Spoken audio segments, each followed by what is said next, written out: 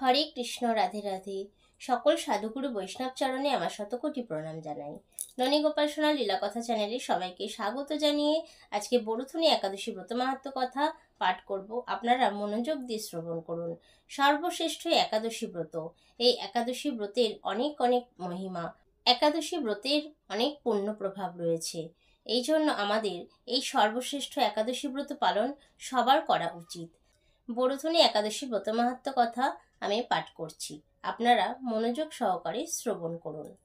বৈশাখের কৃষ্ণপক্ষিয়া বরুথনী একাদশী ব্রত মাহাত্ম্য ভবিষ্যত্তর পুরাণে যুধিষ্ঠির শ্রীকৃষ্ণ সংবাদে বর্ণনা করা হয়েছে।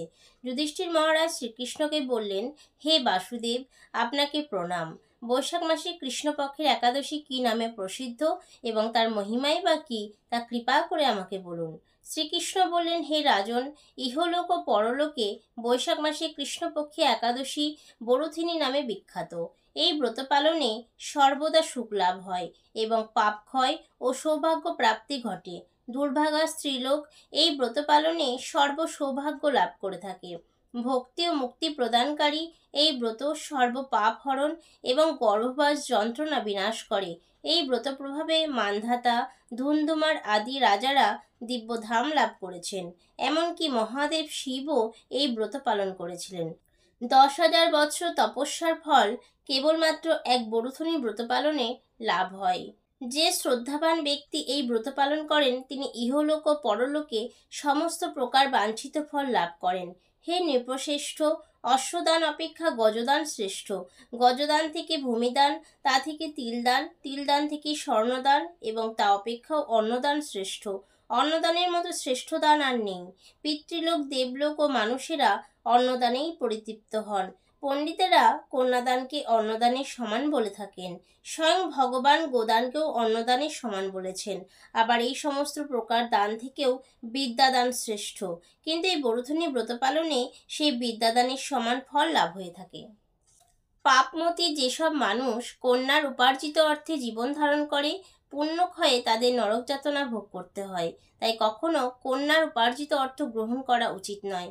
যে ব্যক্তি বিভিন্ন স্বর্ণালঙ্কার সহ কন্যাদান করেন তার পুণ্যের হিসাব স্বয়ং চিত্রগুপ্তও করতে অসমর্থ হন, কিন্তু বরুথনী ব্রত পালনকারী কন্যাদান থেকেও বেশি ফল লাভ করে।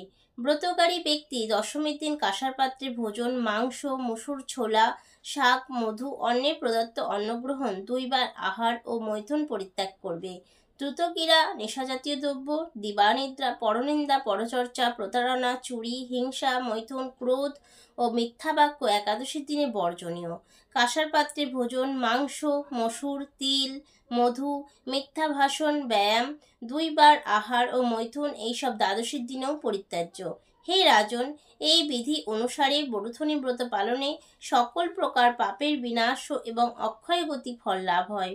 যিনি হরিবাসরে রাত্রি জাগরণ করে ভগবান জনার্দনের পূজা করে তিনি সর্বপাপ মুক্ত হয়ে পরম গতি লাভ করে। তাই সূর্যপুত্র যমরাজের যাতনা থেকে পরিত্রাণের জন্য পরম যত্নে এই একাদশী ব্রত পালন করা কর্তব্য। বরুথনী একাদশী ব্রত কথা শ্রদ্ধা ভরে পাঠ বা শ্রবণ করলে সহস্র গোদানের ফল লাভ হয় এবং সর্বপাপ থেকে মুক্ত হয়ে বিষ্ণু লোকে গতি হয়। সর্বশ্রেষ্ঠ একাদশী ব্রত পালন করে আমাদের এই মনুষ্য জন্মকে আমরা কিন্তু সার্থক করতে পারি। এক একটা একাদশীর কত না মাহাত্ম্য রয়েছে।